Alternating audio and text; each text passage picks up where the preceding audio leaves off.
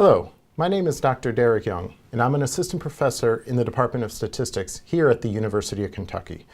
I'm here to discuss one of the courses I developed for our Master of Applied Statistics online professional degree program.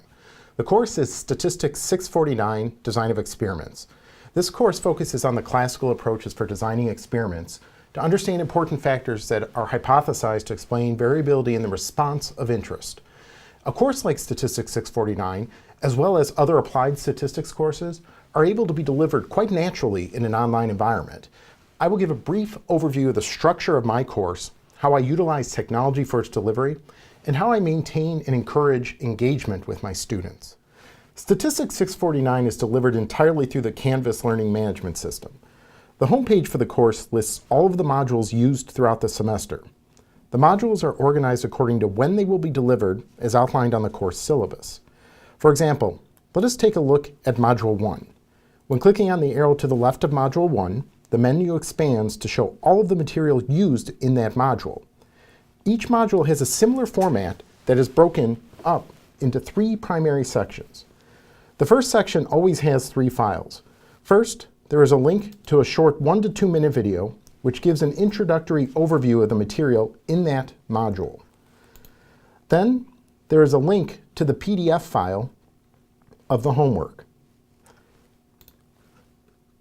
So for example, right here, this is Homework 1 of Module 1. Then finally, there is the course message board, which I will discuss later.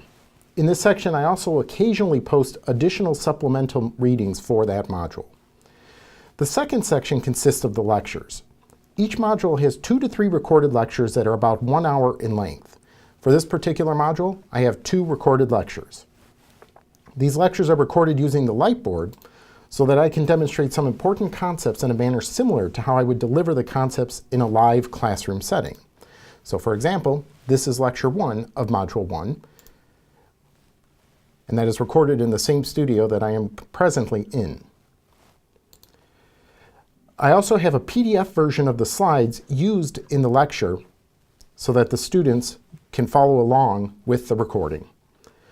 The third section consists of recorded labs. The computing portion of this course uses the R programming language, and all examples presented in the recorded lectures are revisited in these lab sections where we now run the analyses interactively. The R scripts are ran using RStudio, which is a development environment strictly for R. While running the programs, I take the time to explain syntax, the arguments of functions, as well as how to extract the necessary output and produce effective visualizations. These labs are about 30 minutes in length. And I will also note that both RStudio and R are free to download for the students. Now, since this course is heavily oriented on data analysis and explaining facets of an experiment, the homework assignments and exams are given as PDF files, as I just demonstrated a few moments ago. The students then have 1 week to complete each homework assignment and about 3 days to complete an exam. The students then upload their solutions, which myself and a grader then correct using the SpeedGrader tool within Canvas. This is an excellent tool because it then allows students to post replies to individual comments we make in case they're seeking additional clarification. Now, one way that I synthesize student engagement is by holding 2 one-hour-long Meet the Expert sessions weekly. These are delivered live via Canvas's web conference interface. The time during the Meet the Expert session is firstly devoted to answering questions by the students. If no questions arise, then I open up that week's lecture material and provide condensed mini-lectures. So here, I have a recording of my most recent Meet the Expert session. As you can see, that unit's lecture slides pop up here on the left. I'm recording my discussions that I'm having with them, and when the students join in and have any questions, they can join in either video, audio, or using the chat feature, which would show up here in the upper right-hand corner. And then these Meet the Expert sessions are also recorded and retained for a period of 2 weeks for students to have as a reference. Now, I also manage message boards that are solely devoted to the current module's content. Students are requested to post all course-related questions here.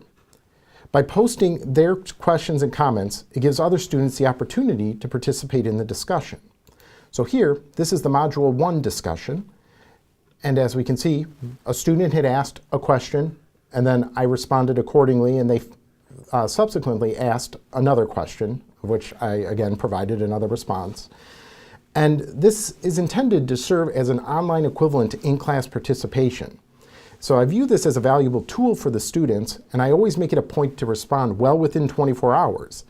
The message boards are also a flexible means of communications for the students, because at any given time, students are potentially located all over the world, and so the message boards afford the students a way to stay engaged with the class during times that best meet their often busy schedules.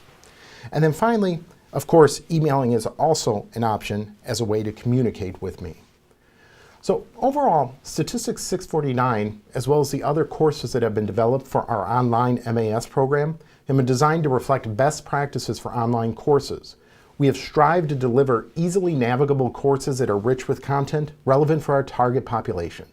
We believe that the result is a well-rounded, world-class applied statistics education that is in great demand by nearly every industry. Thank you.